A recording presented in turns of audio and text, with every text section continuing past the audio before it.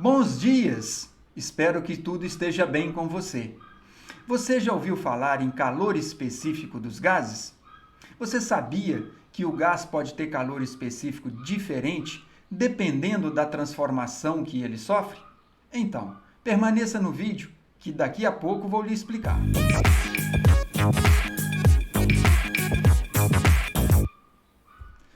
Saudações, meu querido, minha querida! Seja bem-vindo e bem-vinda ao canal Física Toda Hora.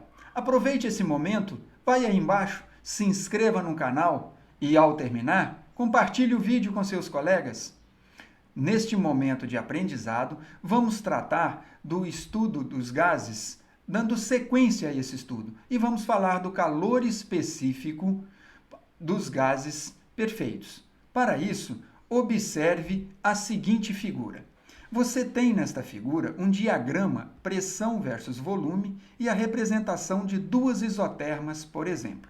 A isoterma de temperatura T1 e a de temperatura T2.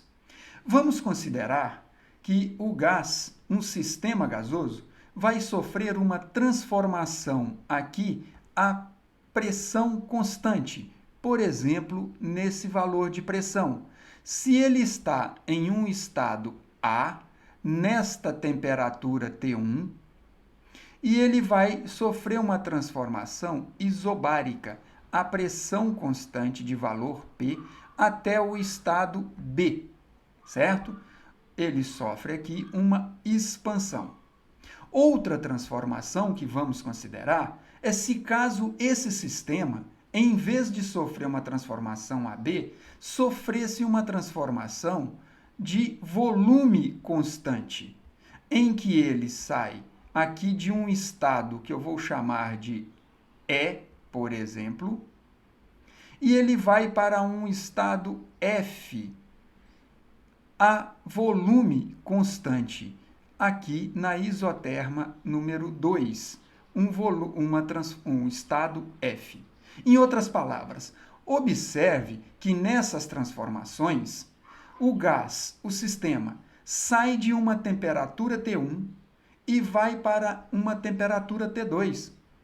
Só que, na primeira transformação, a pressão é constante. Na segunda, o volume é constante. Mas, nos dois casos, a variação da energia interna à pressão constante coincide com a variação da energia interna a volume constante, certo?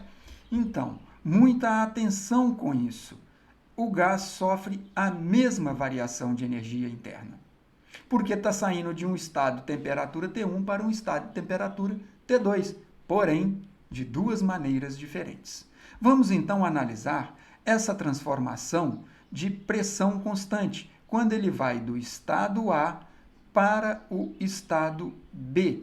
Nesse caso, em que tem uma expansão, o volume aumenta, o gás realiza um trabalho, portanto, tem um trabalho à pressão constante que é positivo, pois tem expansão. E o gás ainda sofre uma variação na sua energia interna ao receber calor. Ele aquece, portanto, a variação de energia interna é positiva. E daí, a quantidade de calor que o sistema recebe, a pressão constante, tem que ser igual à variação de energia interna que ele sofre, mais o trabalho que ele realiza na transformação à pressão constante. Tranquilo? Muito bem. Vamos agora analisar a transformação isométrica, isocórica, isovolumétrica, aqui representada de verde.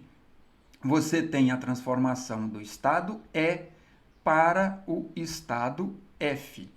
Nesse caso, o gás, o sistema, recebe calor e o que faz com esse calor?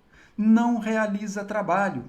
O trabalho na transformação E para F é nulo, pois não tem variação de volume. O volume é constante. Isto é, nessa transformação de E para F, a volume constante, o trabalho é nulo. Bom, Então o gás recebe calor e o que faz com esse calor? Ele sofre uma variação da energia interna a volume constante. Portanto, ele aquece e sofre o mesmo aquecimento que na primeira transformação a pressão constante. Logo, a quantidade de calor que o sistema recebe a volume constante é igual à variação da energia interna que ele sofre nessa transformação a volume constante. Em outras palavras, vou destacar esses dois termos aqui para você. Observe que o calor que o gás recebe a pressão constante e o calor que o gás recebe a volume constante são diferentes. E a quantidade de calor a pressão constante é maior do que a quantidade de calor a volume constante, pois, no primeiro, ele realiza trabalho. Seguindo essa linha, vamos rever essas duas expressões. A quantidade de calor a pressão constante é dada pela expressão variação da energia interna mais o trabalho à pressão constante, que pode ser representado assim. E o calor a volume constante é igual à variação da energia interna a volume constante. Conforme a gente havia mostrado, a variação da energia interna a pressão constante e a volume constante são iguais.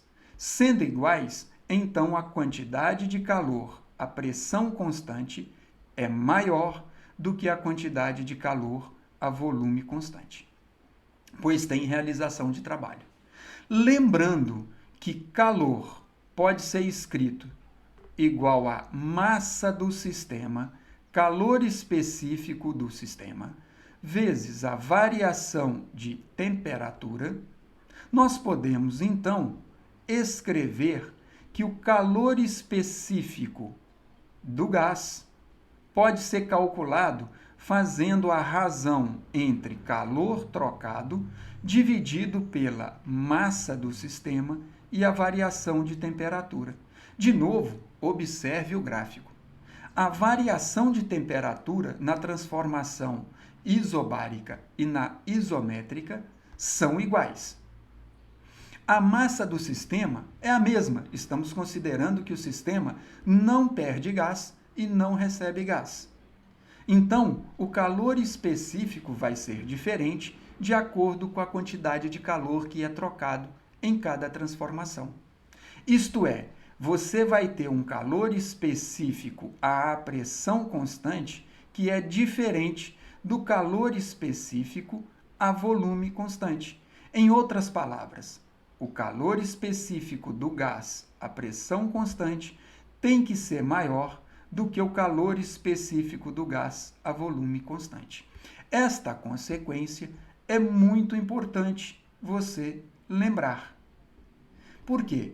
Como você já deve ter visto ou pode assistir no vídeo sobre transformação adiabática, a razão entre calor específico a pressão constante e a volume constante determina o coeficiente, o expoente gama da equação de Poisson. Se você não viu o vídeo sobre transformação adiabática, veja lá e você vai entender o uso desses calores específicos. É muito importante que você compreenda essa diferença do calor específico a volume constante e a pressão constante. Não é um bicho de 7 cabeças, não é mesmo? Portanto, espero que você tenha compreendido um pouco mais da física. Aproveite o momento, compartilhe o vídeo com seus colegas, se inscreva aí no canal e até o próximo vídeo. Bons estudos! Aquele abraço para você!